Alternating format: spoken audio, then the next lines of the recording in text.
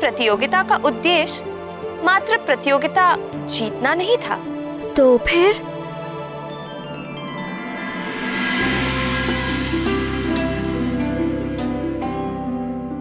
इस प्रतियोगिता में भाग लेने से मुझे मेरे अपनों के साथ सुखद समय व्यतीत करने का अवसर मिला और उसी से मेरा मन इतना प्रसन्न हो रहा है। तो क्या माँ, किसी भी प्रतियोगिता में जीतना आवश्यक नहीं है? प्रतियोगिता में जीतना अति आवश्यक है पुत्र, किंतु उससे भी अधिक आवश्यक है प्रतियोगिता में अपना सर्वश्रेष्ठ प्रदर्शन करने की इच्छा शक्ति, जिसके लिए हमें भरपूर परिश्रम करना चाहिए। और फिर यदि प्रतियोगिता में जीत गए तो अति उत्तम, किंतु यदि किसी कारणवश हार का सामना करना पड़ जाए तो हौसला नहीं खोना चाहिए।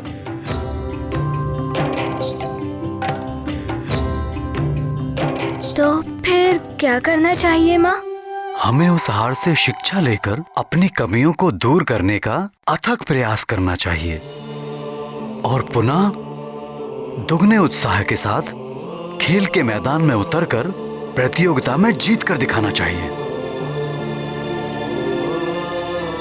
और हाँ, हमें ना तो कभी अपने विजय का अहंकार करना चाहिए और ना ही अपने हार के सामने हार माननी चाहिए।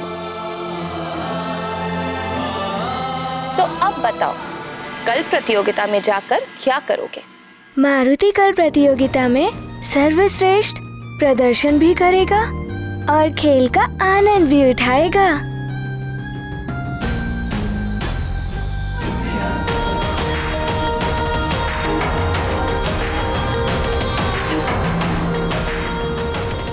हे प्रभु, मेरे परिवार की प्रसन्नता को कभी किसी की कुदृष्टि न लगे। कब सुबह होगी और कब वो महानतम केसरी पुत्र को यहाँ मेरे पास लेकर आएगा?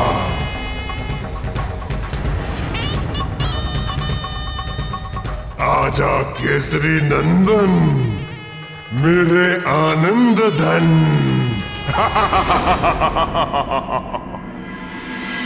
ओम भूर्भुवस्सुः तत्सवितुर्वरेण्यं भर्गो देवस्य धीमहि धियो यो न प्रचोदयात्।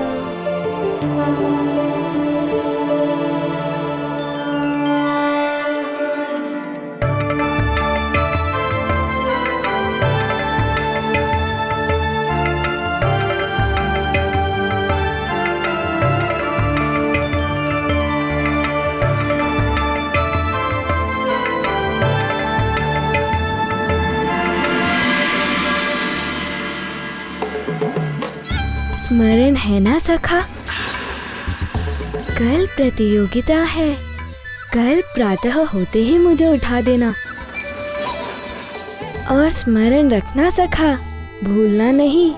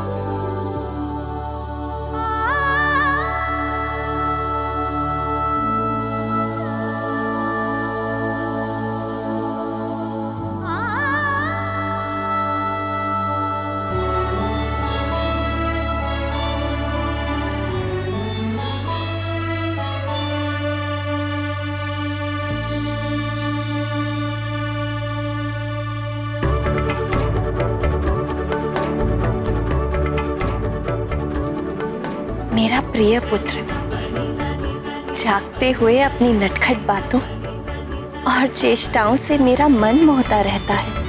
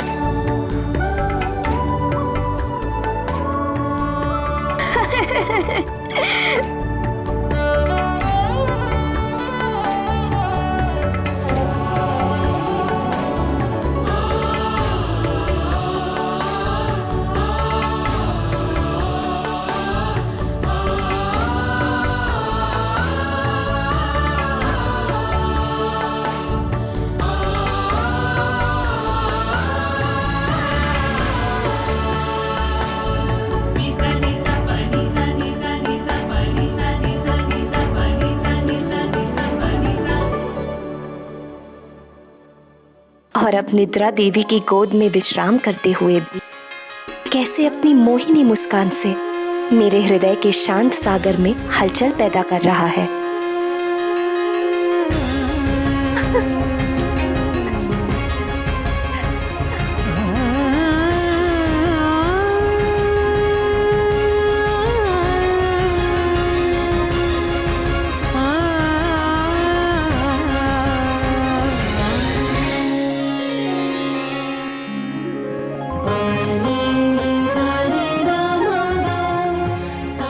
क्या हुआ प्रिय? अपने सोते हुए पुत्र से क्या बात कर रही हो प्रिय? जागते हुए ये नटखट इतना अवसर ही कहाँ देता है कि मैं इसे जी भर के निहार सकूं। किंतु तुम ही तो मुझे समझाती हो कि सोते हुए संतान को निहारने से माता पिता की दृष्टि लगने का भय होता है। किंतु मैं तो ठीक है, अब तुम भी सो जाओ, अन्यथा मुझे भी तुम्हें प्रेम लोरी सुनाकर सुलाना पड़ेगा। और यदि आपकी लोरी सुनकर हमारे पुत्र की निद्रा टूट गई तो आपकी प्रेम लोरी सुनना तो दूर की बात, हमें शांति से सोने भी नहीं देगा।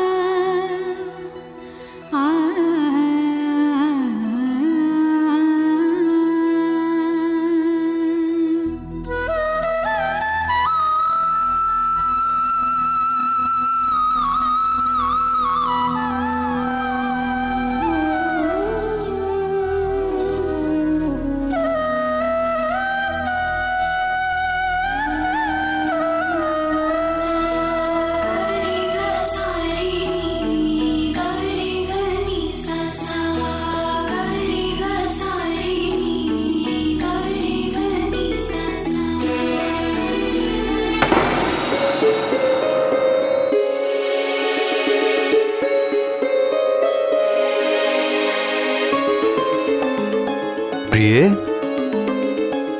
अंजने, ये विचित्र ध्वनि कैसी? अंजना भी कक्ष में नहीं है, कहां चली गई?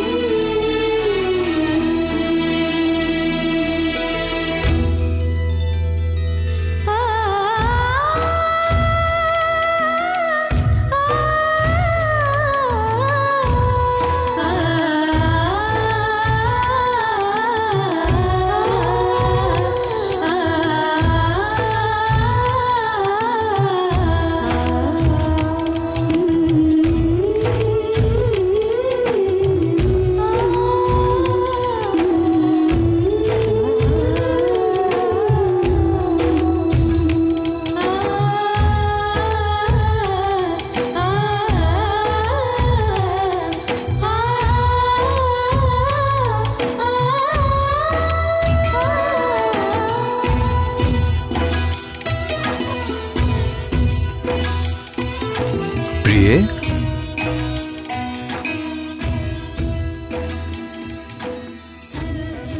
अर्धरात्रि में ऐसा क्या आवश्यक कार्य आ गया प्रिय, जो हम पिता पुत्र को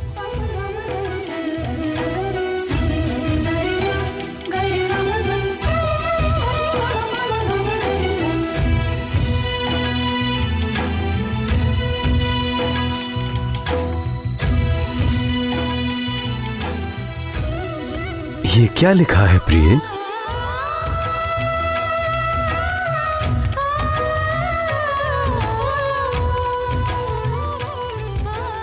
ये मेरी उन कामनाओं की सूची है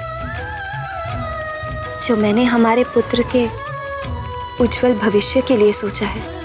हमारा पुत्र जो भगवान शिव की कृपा से हमें प्राप्त हुआ है, मारुति के अद्भुत चमत्कारों के हमारे साथ समस्त सुमेरुवासी भी साक्षी हैं। उसके उज्जवल भविष्य पर तुम्हें संदेह है प्रिय? नहीं आर्यपुत्र, मुझे अपने पुत्र की क्षमताओं पर कोई संदेह नहीं।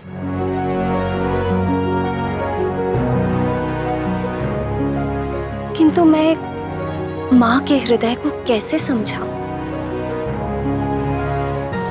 देखूं तो क्या लिखा है तुमने?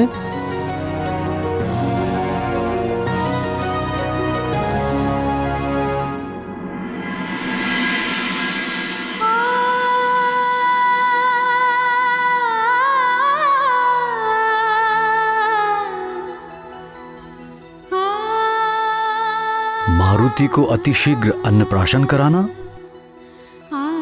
और उसे उसका प्रिय फल सेब अवश्य खिलाना।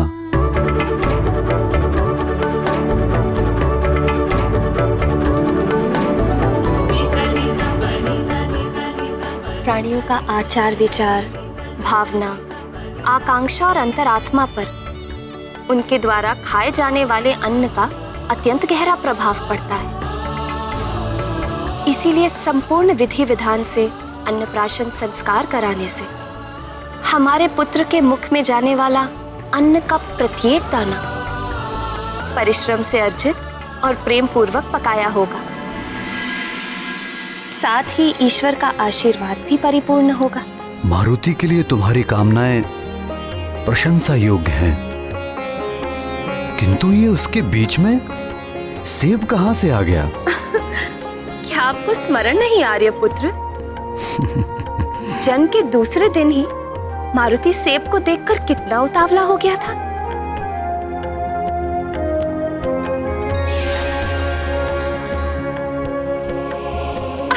नहीं नहीं नहीं, अभी नहीं। सत्य कहा प्रिय, किंतु मैं जब मारुति को जब उसका प्रिय फल सेब खाने के लिए रोकता हूं ना, तो मेरा हृदय भी दुखता है।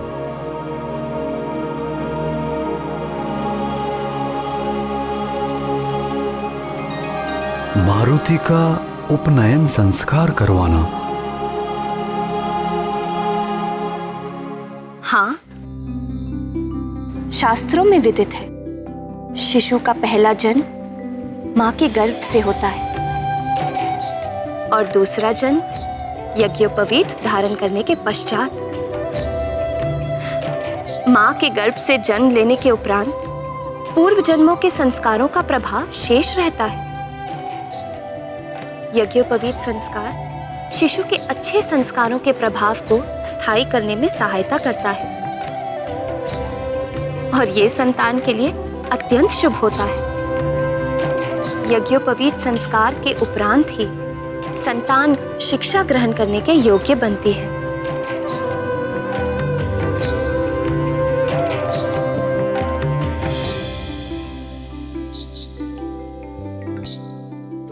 क्या हुआ आर्यपुत्र? क्या सोच रहे हैं? मैं सोच रहा हूं कि पिता होने के नाते मैं अपने पुत्र के बारे में ये सब क्यों नहीं सोच पाया।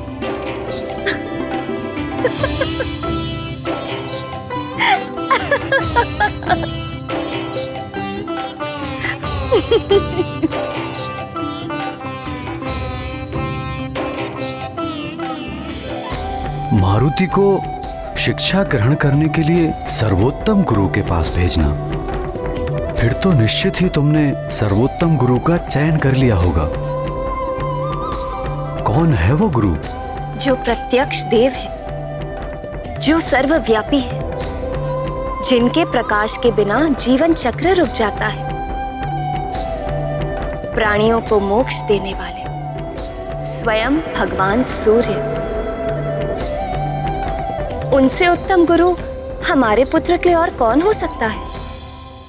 अति सुंदर प्रिय।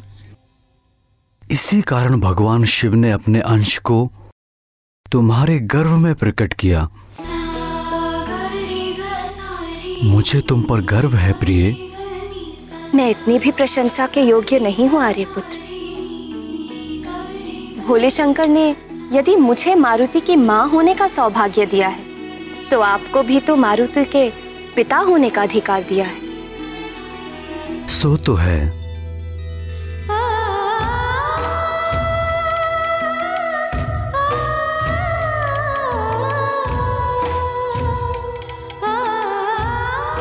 मारुति को भगवान विष्णु के अवतारों और श्री राम की कथा सुनाना, ताकि बाल्यावस्था से ही मारुति की ईश्वर भक्ति के प्रति रुचि जागे। भगवान विष्णु की कथा तो ठीक है, परंतु श्री राम की कथा? स्मरण कीजिए, गौरी और उनकी गैया ने राम नाम से संबंधित प्रश्न के उपरांत हमें क्या बताया था? भगवान भोलेनाथ के इच्छानुसार तुम्हारे पुत्र का जन्म विष्णु अवतार श्री राम की सहायता के लिए हुआ है। युवराज का जन्म तो बड़े बड़े कार्य करने के लिए हुआ है। इनके चमत्कारी कर्तव्यों पर तो सारा संसार चकित और मोहित रह जाएगा। किंतु प्रिय, क्या तुम्हें ज्ञात है कि श्री राम कौन है और उनकी कथा क्या है? हमारे पुत्र के उज्जवल और मंगलमय भविष्य के लिए हमें इस प्रश्न का उत्तर ढूंढना होगा कि श्री राम कौन है, राम कहाँ है, राम कहाँ है, राम कहाँ है?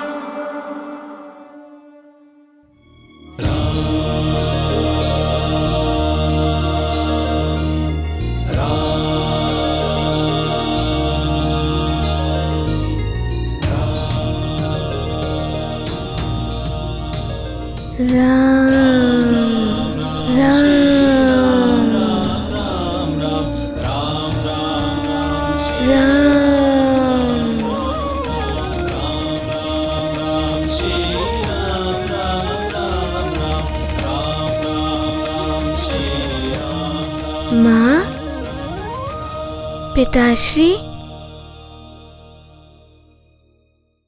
हमारे पुत्र के लिए तुम्हारी पांचवी कामना क्या है प्रिय?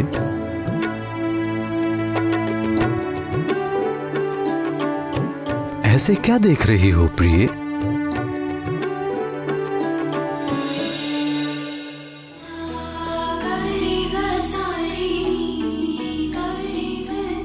मेरी पांचवी कामना ये है आर्यपुत्र कि जैसे आपने मुझे अपनी अर्धांगिनी स्वीकार कर मुझे मारुति की मां बनने का सौभाग्य प्रदान किया, अपना पितृ ऋण चुकाया है, ठीक वैसे ही पुत्र मारुति भी सही समय आने पर विवाह बंधन में बंधकर अपना पितृ ऋण चुकाए और हमारी वंशवेल को आगे बढ़ाए।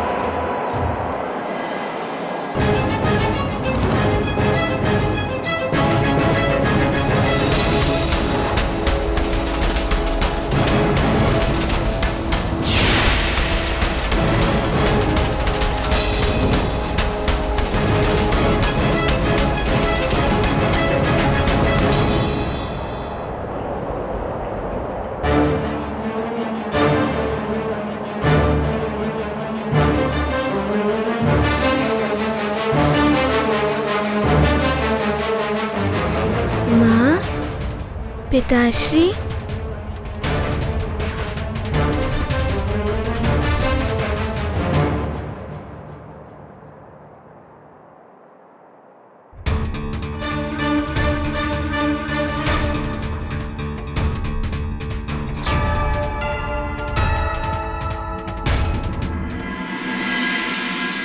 मारुति ने आपको हर स्थान पर ढूंढा और आप यहाँ हैं, प्रभु के घर पे। अभी प्रभु के विश्राम का समय है। आपकी वार्तालाप से प्रभु के नींद में विघ्न पड़ रहा होगा।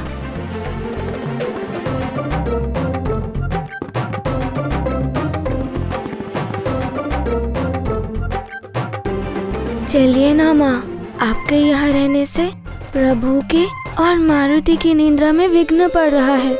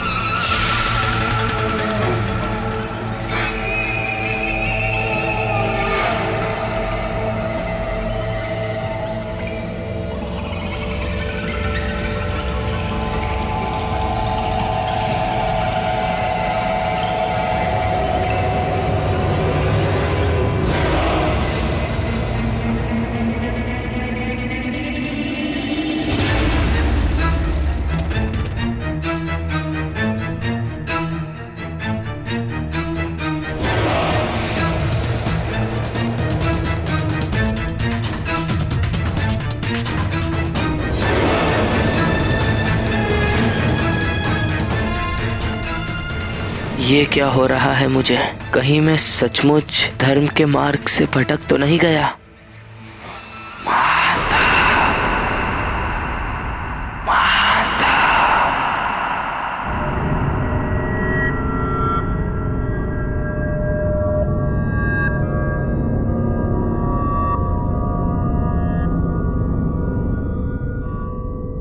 महानतम वाली को धर्म सद्मार्ग सत्य जैसे दुर्बल विचार शोभा नहीं देते।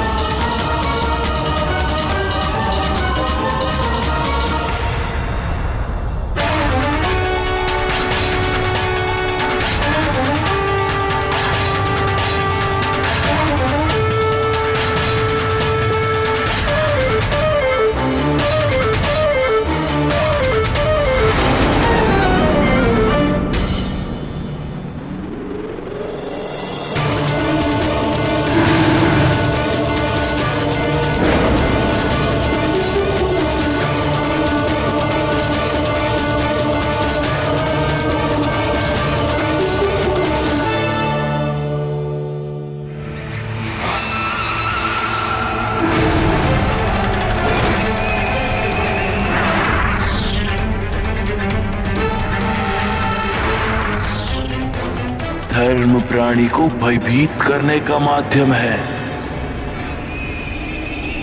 सद्मार्ग की खोज वो करते हैं जिनके जीवन में कोई महान लक्ष्य नहीं होता। सत्य की बैसाखी का सहारा वो लेते हैं जिन्हें अपने बाहुबल पर विश्वास नहीं होता। महानतम वाली जिस मार्ग पर चल रहे थे वही मार्ग उसके लिए श्रेष्ठ है।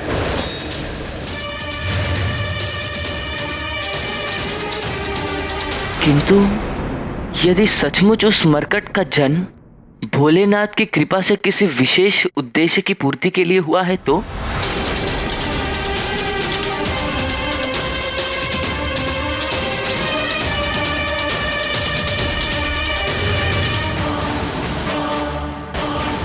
इस संसार में प्रत्येक जीव किसी न किसी उद्देश्य की पूर्ति के लिए ही जन्म लेता है। तुम्हारे जीवन का भी एक उद्देश्य है।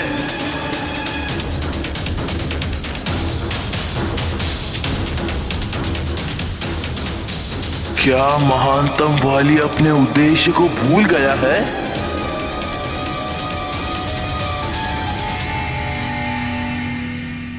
स्मरण करो,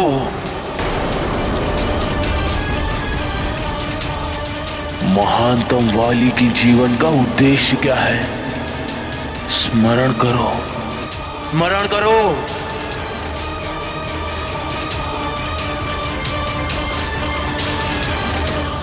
इस समग्र विश्व का कोई भी योद्धा मेरी टक्कर का नहीं है, और हाँ, ये मेरी चुनौती है।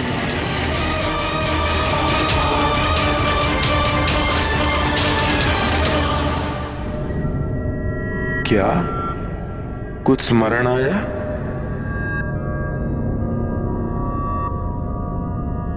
सर्वश्रेष्ठ योद्धा वाली, महानतम योद्धा वाली, कभी किसी से पराजित ना होने वाला वाली।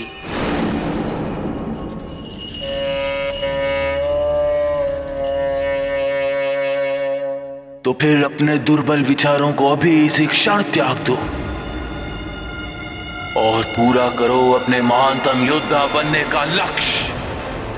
तो चलो आगे बढ़ो और मिटा दो अपनी राह में आने वाली हर बाधा को। मैं महानतम था, मैं महानतम हूं और मैं महानतम रहूंगा, और संसार सदा मुझे इसी नाम से जानेगा। मैं महानतम, महानतम वाली।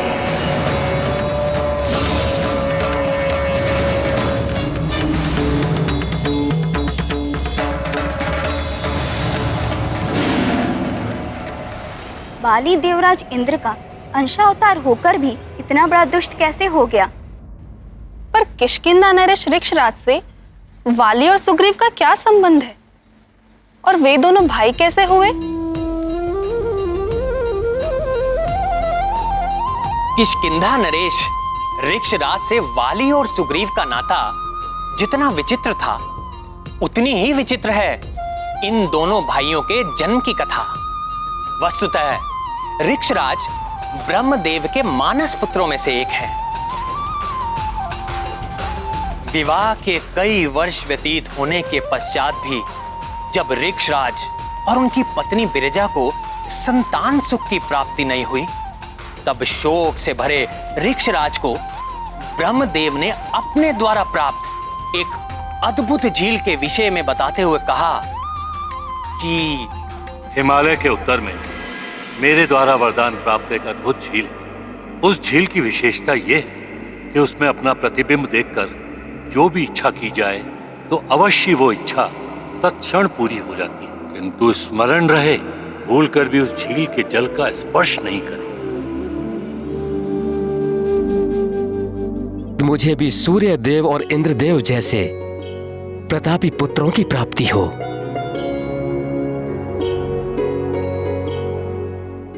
ब्रह्मदेव द्वारा वरदान प्राप्त उस अद्भुत झील को देखकर ऋक्षराज अपने पिता की दी हुई चेतावनी को स्मरण ना रख सके और एक नारी के रूप में परिवर्तित हो गए।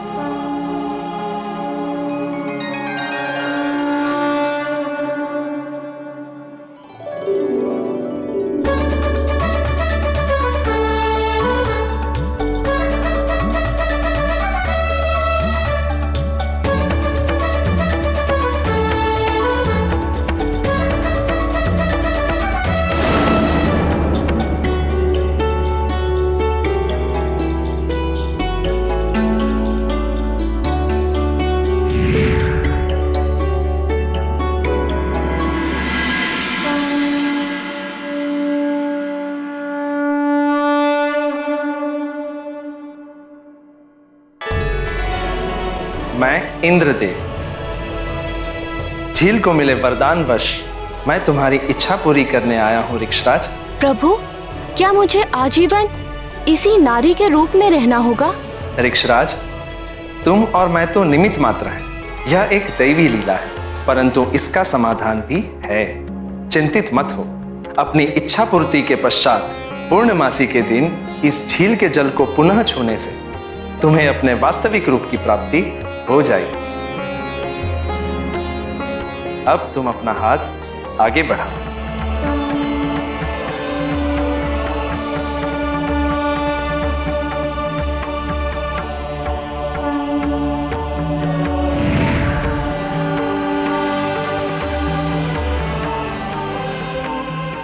तुम्हारा यह पुत्र वाली के नाम से प्रसिद्ध होगा। वाली?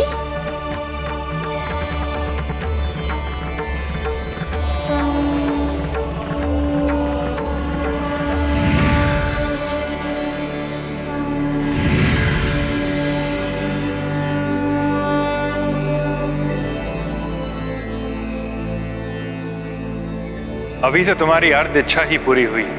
मैं सूर्यदेव तुम्हारी इच्छा पूर्ति हेतु प्रस्तुत हूँ। झील में देखकर तुमने मेरे जैसा तेजस्वी पुत्र पाने की कामना की थी। अपने हाथ आगे बढ़ाओ।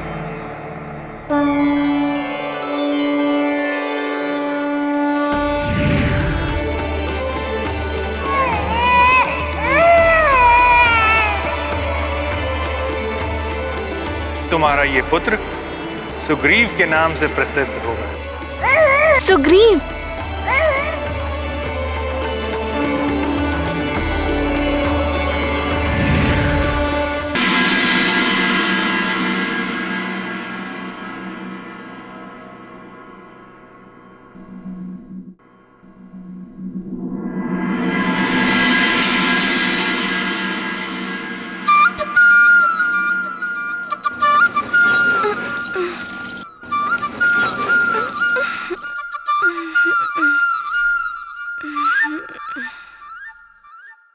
आज तो प्रतियोगिता है।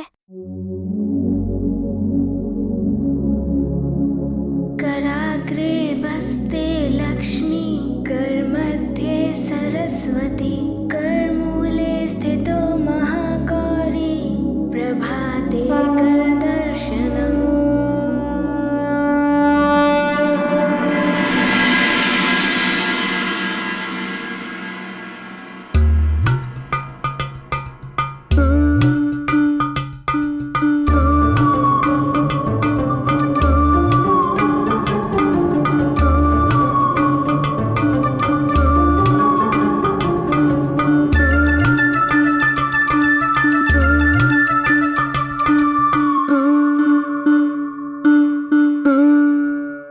समुद्रवस्ने देवी, पर्वतस्तन्मण्डिते, विष्णुपत्नी नमस्तुभ्यं, पादस्पर्शं क्षमस्व मे।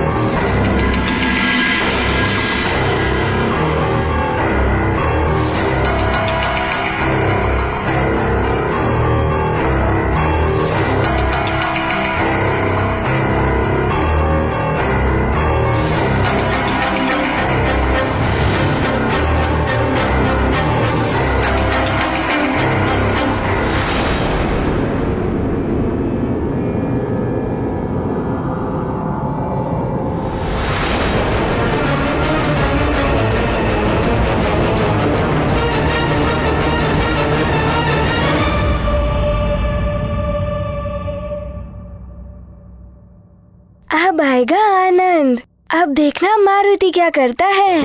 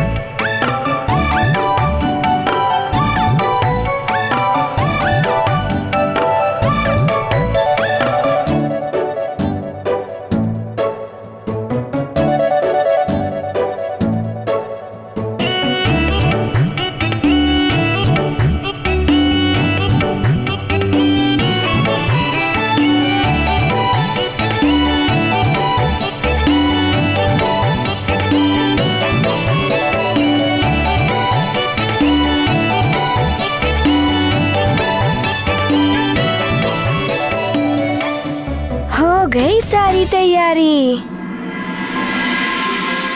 अब लगाऊंगा उपटन, बहुत आनंद आएगा।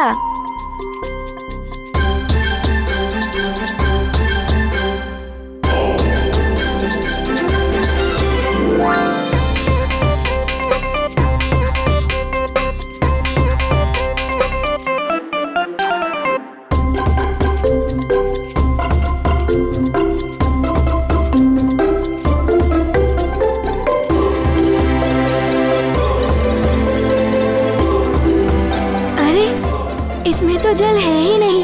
अब मारुति क्या करेगा?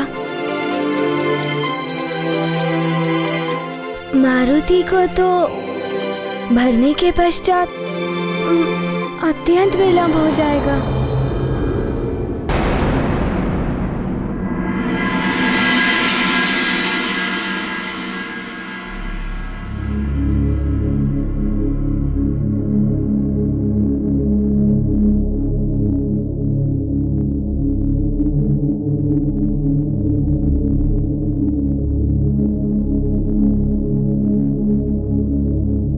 पुत्र मारुति प्रातः उठते ही कहाँ चला गया?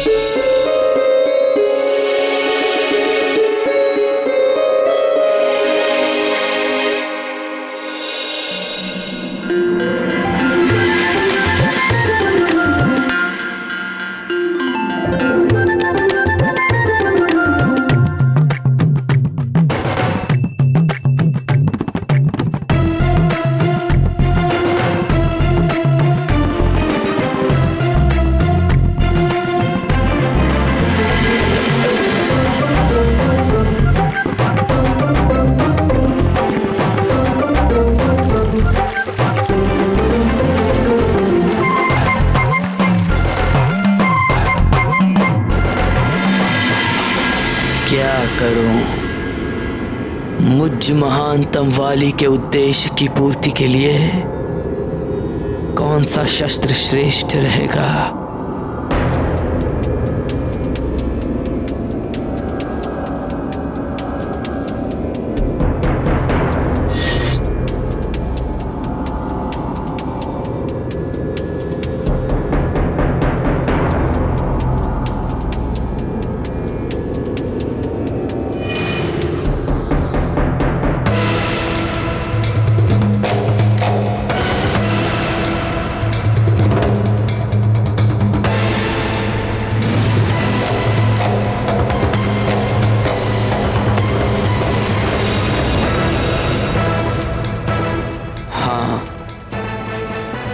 मेरी ये श्रेष्ठ गदा ही सही रहेगी।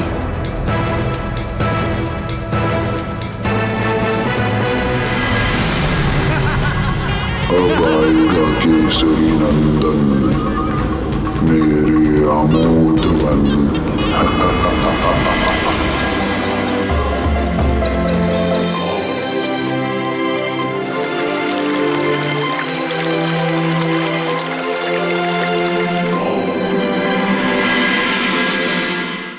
हैं और मान लेते हैं कि वो उनके लिए हैं। अंजना और केसरी मारुति से ठिठोली करते हैं। नए वस्त्र स्वयं के लिए नहीं है, ये समझकर मारुति उदास हो जाते हैं। तभी माता अंजना कहती है कि नए वस्त्र उनके अति प्रिय अर्थात मारुति के लिए ही हैं। मारुति प्रसन्न होकर वस्त्र लेकर चले जाते हैं और दर्पण में स्वयं को नए वस्त्रों में देखने लगते हैं। भवन के उपवन में क्रीड़ा कर रहे मारुति वाली को स्नेह से लिपट जाते हैं तो वाली व्यग्र होकर उन्हें दूर कर देता है। अंजना और केसरी मारुति के साथ सेब का भवन बनाने की प्रतियोगिता करते हैं।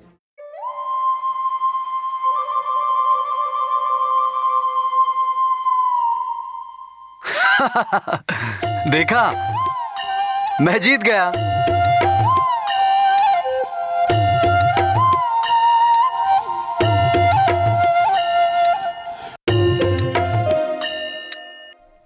देखा, मैंने कहा था ना कि मैं ही जीतूंगा।